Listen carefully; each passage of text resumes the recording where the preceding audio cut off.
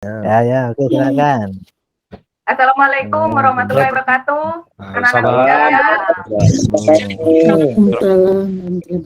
Semoga dalam hari keadaan baik pelajaran dimulai, kita berdoa. Tolong ketuanya Mama Iqbal dipimpin doanya. Siap Ibu. Ya, teman-teman, sebelum kita belajar, marilah kita berdoa. Berdoa dimulai. Selesai. Amin. Ya. Kemudian saya absen ya. Untuk yang pertama, Darson hadir. Hadir, Bu. Lensa Lering hadir. Mama Iqbal. Niari. Hadir, Ibu. Wow deh, Siti Harnani. Hadir, Bu. Abdul Jalal. Hadir, Bu. Imam Ahmadi. Yuslan. Hadir, Bu. Hadir, Bu. Ramawati. Purwanto. Hadir, Bu. Hadir Bu. Hadir. Oke. Saya harap semua dalam keadaan sehat walafiat semua, karena ini pelajaran IPS di jam-jam terakhir. Gimana kalau kita tepuk semangat? Saya kasih tahu contohnya, nanti ditiru ya, biar lebih semangat belajarnya. Tepuk semangat. Ha. Ha. Bisa Bu. Ya, coba Bisa, Bu. Bisa. kita mulai. Bisa, Bu. Tepuk semangat. Hu. Ha. Ha.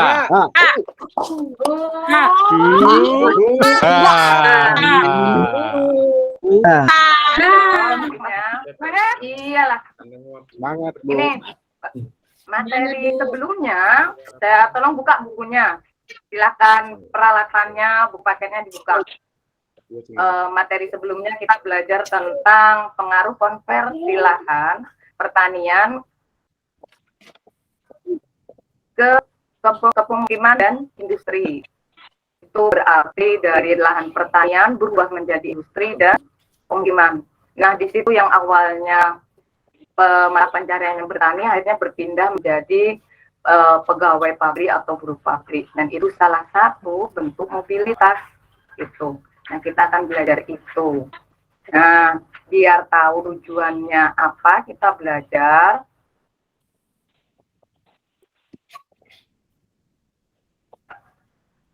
Tolong diamati. Share. Kelihatan, anak? Kelihatan? Ya, Bu. Udah, Bu. Ya. Ya. Iya. Di situ kita belajar mata pelajaran IPS kelas 8. Nah, kita kan kelas 8. Kemudian bab yang kita pelajari yaitu bab materi pokoknya pengaruh interaksi sosial terhadap kehidupan sosial. Kemudian mobilitas sosial, submaterinya. Tujuan pembelajarannya, kita belajar ini untuk apa? Bisa, ada yang bisa bacakan tujuannya? Tujuan pembelajarannya? Ayo, siapa? Baca, Bu. Boleh, salah satu yang keras biar temannya tahu. Boleh, Iqbal boleh. Saya Bu. Ya, pertama Bu, menjelaskan pengertian mobilitas sosial. Mengidentifikasi bentuk-bentuk mobilitas sosial. Menganalisis bentuk-bentuk mobilitas sosial. Kemudian Mengidentifikasi faktor pendorong dan penghambat terjadinya mobilitas sosial dalam ruang kehidupan masyarakat dengan benar. Menganalisis faktor pendorong dan penghambat terjadinya mobilitas sosial dalam ruang kehidupan masyarakat dengan baik. Membuat dan menyajikan hasil diskusi kelompok tentang faktor pendorong dan penghambat terjadinya mobilitas sosial. Sudah, Bu? Bisa, Oke, Bu. masih bisa dengar oleh yang lain? Bisa dimengerti? Kita belajar pakai metode PBL, Problem Based Learning, dengan pendekatan saintifik. Nah, ini saya tampilkan gambar. Kira-kira apa yang ada di pikiran kalian lihat gambar ini? Apa yang silakan diamati? Kira-kira apa? Gambar apa? Gambar orang. Saya Bu. Bosnya Ya, marah boleh. Bu. Siapa? Bosnya marah Oh, ke bosnya marah sama anak anak buahnya. buahnya itu. Boleh, ya. Memang lagi marah itu. Terus Saya, apa lagi? Bu. Apa itu? Iya, Oh, Lensa, iya. bosnya lagi meeting kerja dengan karyawan, Bu. Iya, meeting kerja dengan karyawan. Kira-kira begini saya nanya, jadi bos, pengen jadi direktur, pengen jadi pimpinan. Siapa? Ada tadi di sini yang pengen jadi pimpinan atau bos? Nggak ada. Nggak ada Bu. Nggak ada. Nggak Bu. Saya Bu. Itu nggak ada. Saya Bu. Nggak pengen Saya, jadi Bu, bos, saya pengen jadi jadi bos. bawah. Saya, Bu. Iya, Nggak Bu, bagus, pengen. bagus. Itu prinsip yang bagus, Lensa. Jadi bos enak. Gini, di sini kira-kira ada ini Lensa pengen jadi bos. Kira-kira Lensa, gimana caranya kamu biar jadi bos? Saya, Bu, harus bekerja keras.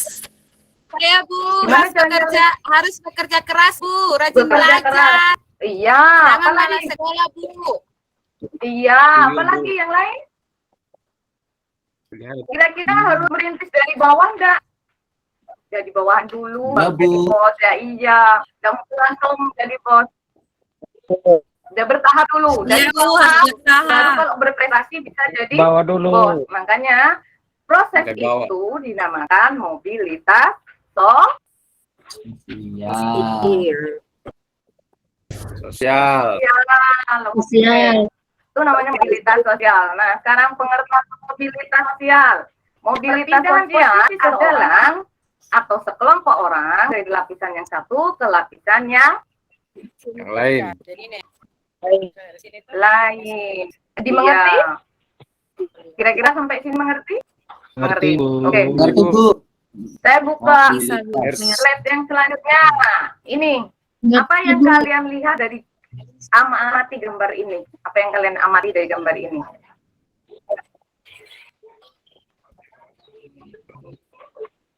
Oh iya, orang bekerja. Ibu. Apa lagi? Ada lagi selain Arni? Orang sedang rapat Bu. Jadi Jadi guru. Ada yang jadi Jadi orang lagi apa? Jadi guru. ada petugas jadi PLN, cleaning Bu. service. Iya, gini, itu lihat di ada tanda panahnya. Dari guru ke guru. Dari apa ini? Bos atau pegawai, direktur pegawai perusahaan. Bos. Tiba-tiba Bu, ya. jadi cleaning Cleaning service. Cleaning service Bu. Cleaning service. training service. Kemudian dari pegawai biasa tiba-tiba jadi bos. Direktur. ini ya. Ini bisa kita lihat di sekeliling kita ada banyak hal yang seperti ini yang mirip seperti ini. Ini salah satu bentuk beberapa bentuk dari mobilitas. Iya, mobilitas bentuk-bentuk mobilitas itu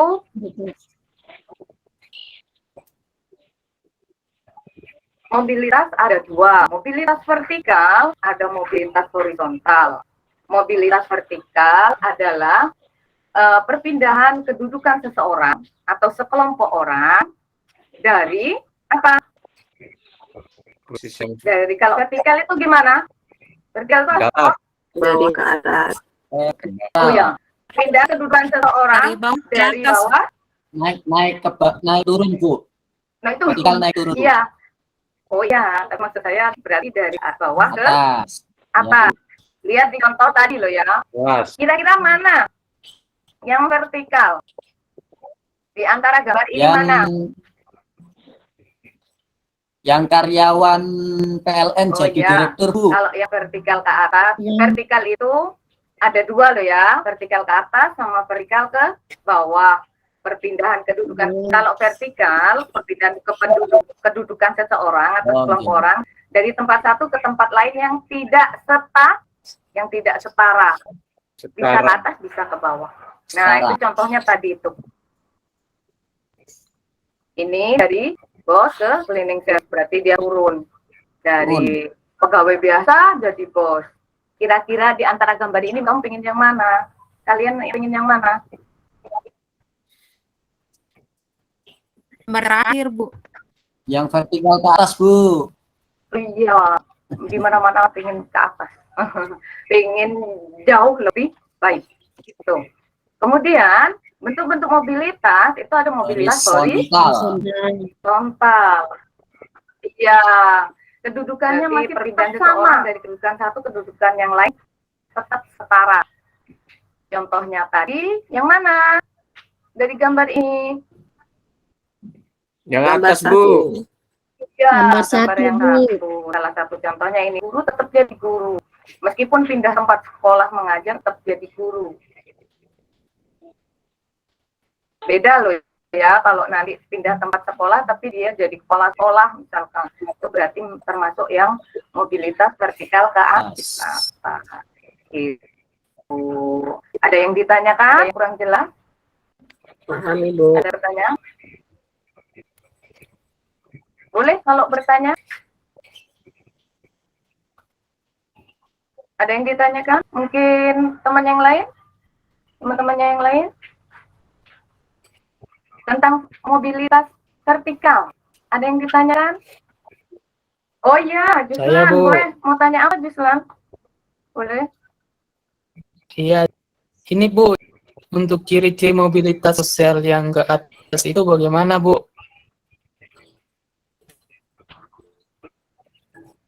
Oh Ya. ya, diri mobilitas atas. Kira-kira belum saya jawab, ada teman yang lain nggak yang bisa jawab itu? Oh ya, Rahmawati Saya, Bu. boleh. Silakan. Apa? Kira-kira? Ciri mobilitas itu, Bu, pertama, suatu bentuk penurunan atau kenaikan posisi, pangkat, dan kualitas hidup. Yang kedua itu, mobilitas vertikal dapat terjadi pada setiap individu dalam kondisi apapun.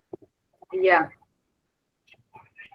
Itu, Bu. Bisa didengar ya, Islam bisa dimengerti, itu ada dua. Nah, tapi ada tambahan lagi. Selain merupakan suatu bentuk penurunan atau kenaikan, itu terus ada lagi tadi terjadi pada setiap individu dalam kondisi apapun. Itu yang ketiga, saya tambahi ya. Yang ketiga, kenaikan atau penurunan disebabkan adanya beberapa faktor. Contoh gini, bisa faktor kekayaan, bisa faktor kekuasaan, bisa faktor pendidikan. Kalau kekayaan awalnya enggak punya, dari kaya raya. Akhirnya kalau sudah kaya raya, gaya hidup, kemudian tingkat konsumsi juga akan berbeda. Itu merupakan mobilitas sosial. Kemudian yang ketiga, mobilitas sosial vertikal dapat mempengaruhi kehidupan pribadi seseorang secara keseluruhan, yang karena adanya perubahan yang sangat besar. Perubahan itu misalkan dari miskin ke kaya, itu juga berpengaruh. Kira-kira dari sini dimengerti, Gisla? Atau gimana? Sudah paham? Paham. Sudah paham, Bu. Iya, berarti ciri-ciri mobilitas vertikal ada 4. Ingat-ingat ya. Kemudian faktor sosial, faktor pendorong itu faktor struktural, ada faktor individu, ada faktor sosial, ada faktor dari ekonomi. Yang 5, kemudahan dalam mengakses pendidikan, itu juga berpengaruh. Yang ke-6, kependudukan atau demografi. Itu berarti faktor pendorongnya ada 6. Faktor penghambatnya ada 2. Kemiskinan sama dia jelas ya. Kira sudah dimengerti? Sudah, Bu. Nah, Sudah. Bu. Nah, kalau sudah dimengerti, saya minta tolong sudah KPD-nya, tolong dikerjakan berkelompok. Saya bagi kelompoknya, bisa? Nih, yang pertama Ya, Bu. Dan kelompok 1, Darson, Lensa Bering, Muhammad Iqbal, Asniarni, sama Waude.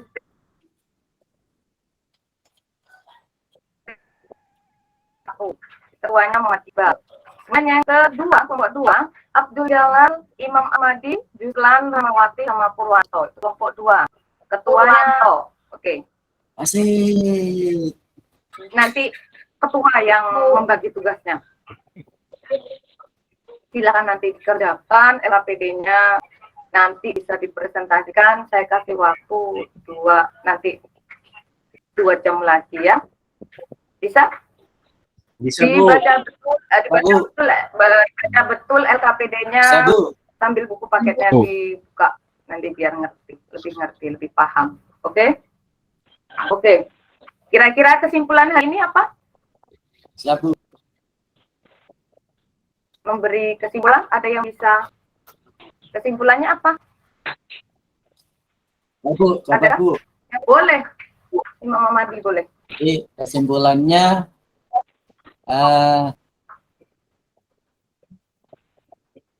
kita bisa mengetahui mobilitas sosial. Jadi kalau ada orang yang dari titik 0, umpama jadi pegawai, kemudian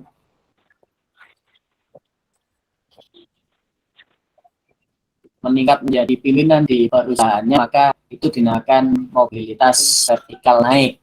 Nah, kalau kebalikannya, dari pimpinan kemudian karena mungkin korupsi atau apa, kemudian jatuh, akhirnya dipecat atau diturunkan jabatannya, mengalami mobilitas sosial yang vertikal turun, Bu. Nah, mungkin itu, Bu, dari saya. Ada lagi yang mau nambahkan?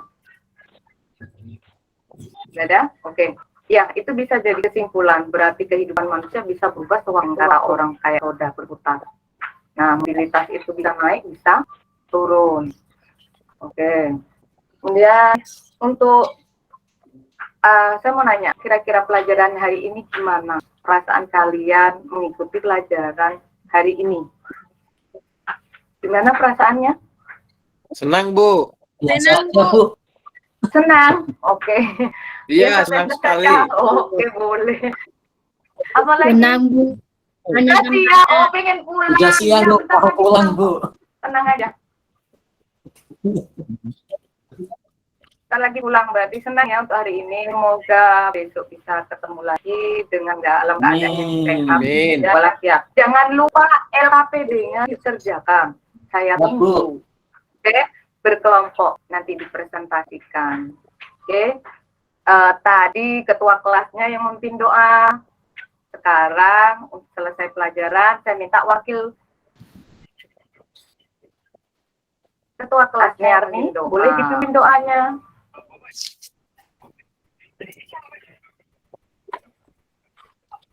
Baiklah teman-teman, sebelum kita mengakhiri pelajaran hari ini, marilah kita berdoa menurut agama dan kepercayaan kita masing-masing. Berdoa mulai. Berdoa selesai. Terima kasih. Saya akhiri pelajaran hari ini. Kita ketemu di pelajaran berikutnya dengan materi tentang saluran-saluran mobilitas sosial. Tolong dipelajari ya. Oke. Assalamualaikum warahmatullahi wabarakatuh. Waalaikumsalam. Waalaikumsalam. Terima kasih. Oke, Bu Ika sudah tampil ya. Oke, sebelum saya kasih komentar, saya beri kesempatan Bapak Ibu 1, 2, 3 untuk memberi komentar Bu Ika dalam konteks memberi saran yang bangun ya. Monggo, dari siapa? Silakan. Ya.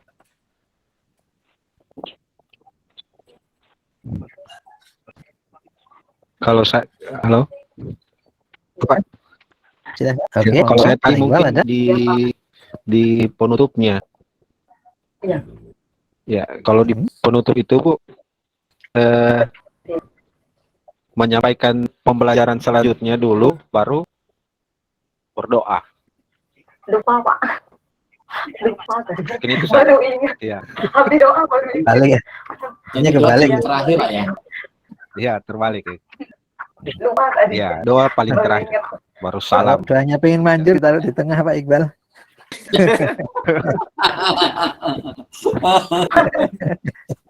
Oke, itu dari Pak Iqbal. Dari yang lain,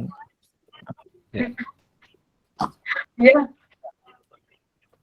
dari segi proses Bapak Ibu ada yang dikomentari, monggo.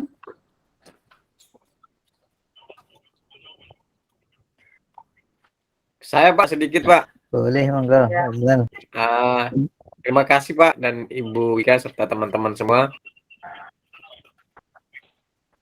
Saya rasa tadi penampilannya Ibu Wika bagus sekali Pak. Artinya beliau membangun itu sangat luar biasa, sangat terlihat di pertamanya tadi dia persepsinya. Yang jadi anak-anak tadi yang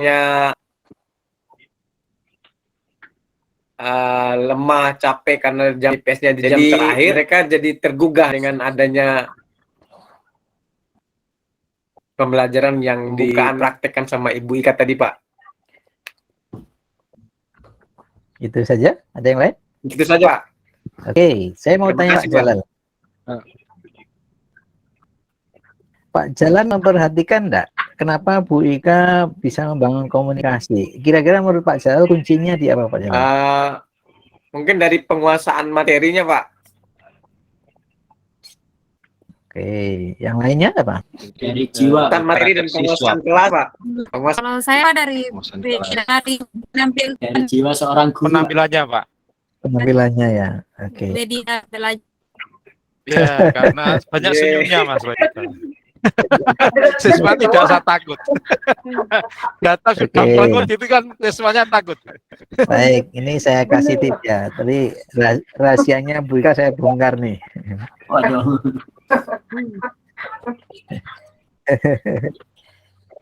Ini kalau saya bilang penampilan Bu Ika sangat bagus, ya hampir sempurna lah. Ya, karena ini online sangat kelihatan. Bapak Ibu, unsur pre, while, and post-nya masuk, Bapak Ibu. Jadi Bu Ika punya kelebihan mengolah bahasanya bagus, kemudian di pre-activity-nya tadi sebenarnya ada beberapa. Tadi dari mulai membangun komunikasi lewat memanggil melalui presensi, kemudian ada rujukan tadi statement yang mengatakan bahwa kemarin pelajarannya ini hari ini itu referensinya masuk. Kemudian ada penegasan hari ini kita akan belajar ini. Nah, salah satu yang dipakai oleh Bu Ika untuk tidak membuat siswanya ngantuk karena situasi yang dibangun tadi kan diasumsikan proses belajarannya di akhir waktu, sehingga mungkin tenaga anak-anak itu mungkin sudah loyo. Nah, cuma Bu Ika bisa membangun lewat apa? Tadi ada yel-yel. Yel-yel masuk itu fungsinya adalah membangkitkan semangat siswa untuk kemudian bisa masuk dalam suasana pembelajaran. Kemudian salah satu kunci yang lain, ini yang kemarin saya katakan, yaitu bentuk pembelajarannya memakai questioning. Jadi Bu Ika selalu membangun komunikasi lewat pertanyaan-pertanyaan. Itu tidak mudah Bapak Ibu kalau Bapak Ibu tidak lancar dalam proses membuat pertanyaan-pertanyaan yang sifatnya insidental. Bapak Ibu kalau nanti sudah terbiasa membuat pertanyaan ke siswa itu bisa kapan saja dalam situasi apapun. Jadi pertanyaan-pertanyaan itu sebenarnya untuk selalu mengontrol siswa supaya tetap terlibat dalam proses pembelajaran, dan itu penting. Sehingga kalau Pak Jalal tadi mengatakan bahwa Bu Ika bisa membangun atau memperhatikan siswa supaya terus masuk dalam lingkungan proses pembelajaran, karena kuncinya dibangun dengan komunikasi. Salah satu komunikasi yang dimiliki Bu Ika kelebihannya adalah tadi questioning. Kemudian materi. Walaupun tadi simple tapi semua dilakukan dengan baik. Ada materinya muncul tadi lewat 1-2 slide, kemudian media slide-nya juga dibumbui dengan gambar-gambar, dan dengan gambar itu maka siswa sudah bisa menangkap arahnya lewat gambar-gambar foto yang disajikan. Itu juga sangat membantu. Kemudian dari segi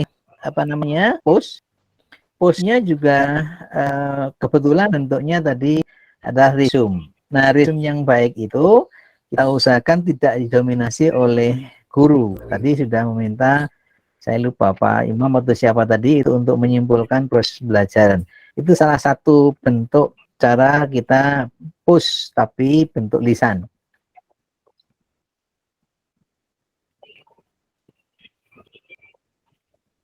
Selain post test yang lain, tetapi dari post test yang kita bangun walaupun lisan dan dalam waktu yang singkat, itu mestinya ada. Nah, kelebihan kalau bentuknya lisan itu adalah simple, tapi fungsinya tetap ada gitu. Jadi fungsi untuk mengontrol seberapa jauh siswa bisa menangkap materi pembelajaran. Cuman saya kasih tip lagi, kalau misalnya diserahkan tadi ada salah satu yang kesimpulan, itu bisa jadi nanti yang muncul itu adalah siswa yang kita anggap siswa yang pintar. Nah, Bu Ika bisa atau Bapak Ibu yang lain bisa menggunakan juga pertanyaan, tapi pertanyaan ini nanti mengarah kepada arah kesimpulan, tetapi Ika bisa mengukur seberapa jauh persentase anak dalam kelas itu menguasai materi. Kuncinya adalah kita harus sudah tahu anak di kelas itu paling tidak ada 3 kelompok. Yang ingin saya Pak Roji sudah sampaikan. Jadi 25% kelompok bawah, 50% kelompok tengah, 25% kelompok atas.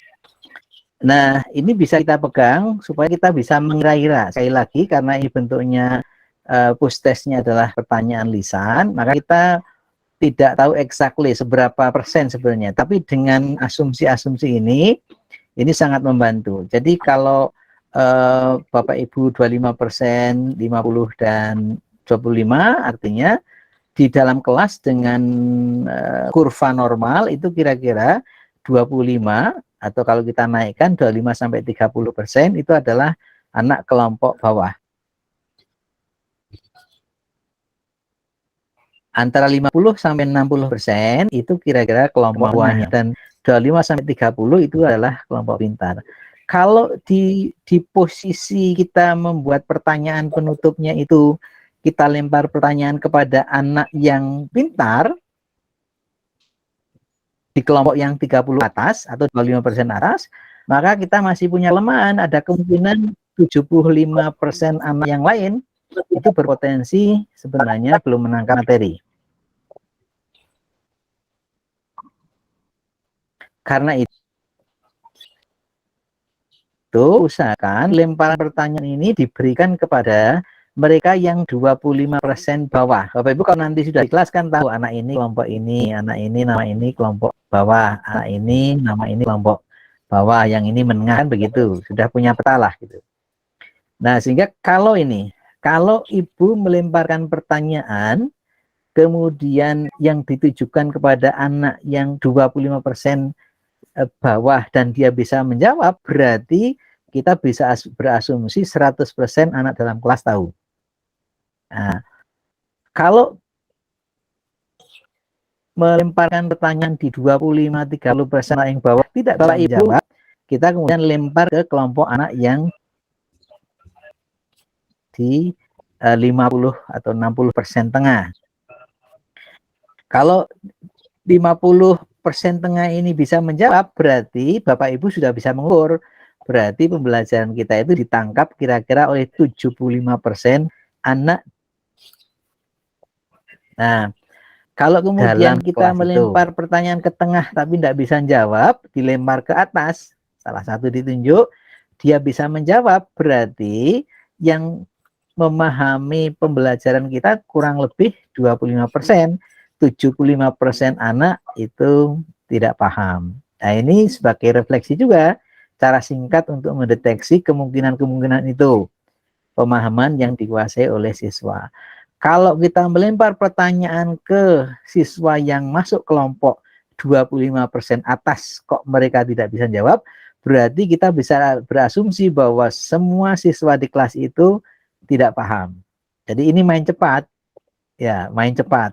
Jadi kita sambil bereksperimen. Jadi untuk mengetahui, merefleksi apa yang kita lakukan selama pembelajaran, tetapi dengan cara cepat, kita pakai asumsi-asumsi dasar, yaitu prosentase, kemudian pertanyaan, lalu respon seberapa yang dia kuasai.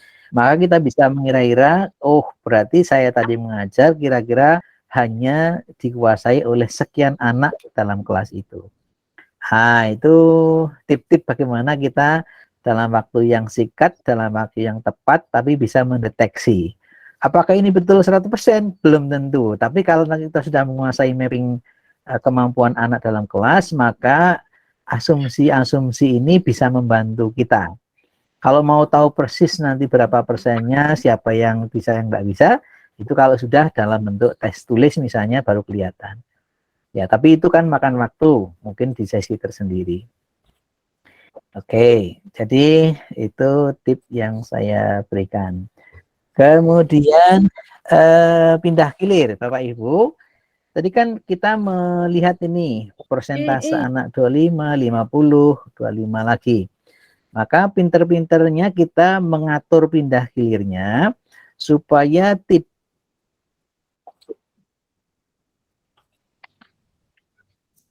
cenderung bahwa kita mengarah pada anak yang itu saja. Kan kita tahu persentase mapping 25, maka 25% baik atas, 25% tengah, dan 25% atas itu harus ganti-ganti gitu. Jadi jangan monoton pada satu anak.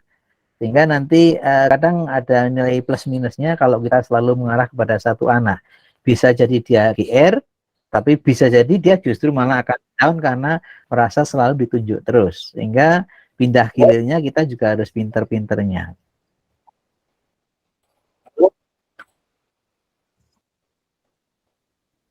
Kemudian trik membuat pertanyaan. Bapak Ibu, kira-kira kita membuat pertanyaan terus dilempar menunjuk siswa, atau kita menunjuk siswa baru kita melempar pertanyaan? Kira-kira urutannya yang mana? Yuk. Membuat pertanyaan atau menunjuk yang dilempar baru kita membuat pertanyaan? Membuat pertanyaan dulu, Pak. Dulu. Membuat pertanyaan. Oh, beda versi Bu Ika sama Pak Jalal nih. Ada yang lain Buat versi pertanyaan Pak Imam apa gimana? Kalau saya biasanya jadi tidak nunjuk dulu, tapi pertanyaannya dulu, Pak.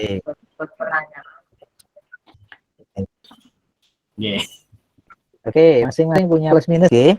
Tapi kalau saran saya itu membuat pertanyaan dulu, kita yakin bahwa pertanyaan sudah pas, baru kasih jeda. Jeda waktu dalam 1-2 detik, kasih waktu hening, baru kemudian dilempar ke anak yang kita tuju. Nah, ya. Kalau kita membuat pertanyaan dulu, gini, pertanyaan itu kemudian ditangkap oleh seluruh siswa, sehingga seluruh siswa itu sudah mulai berpikir kira-kira kalau ditunjuk harus menjawab apa. Karena itu ada waktu jeda untuk jeda berpikir. Nah, kemudian kalau dia ditunjuk, dia sudah siap menjawab.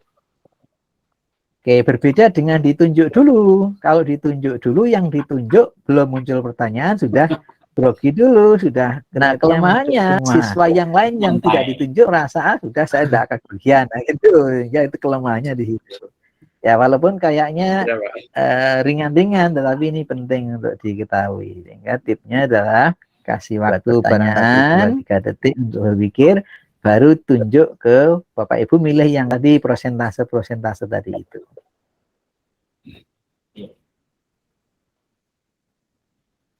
Nah, itu tip-tip sedikit ya. Oke, monggo kalau ada yang nambahi. Sudah cukup? Oke, mungkin sedikit Bu Ika tadi di posisi tugas di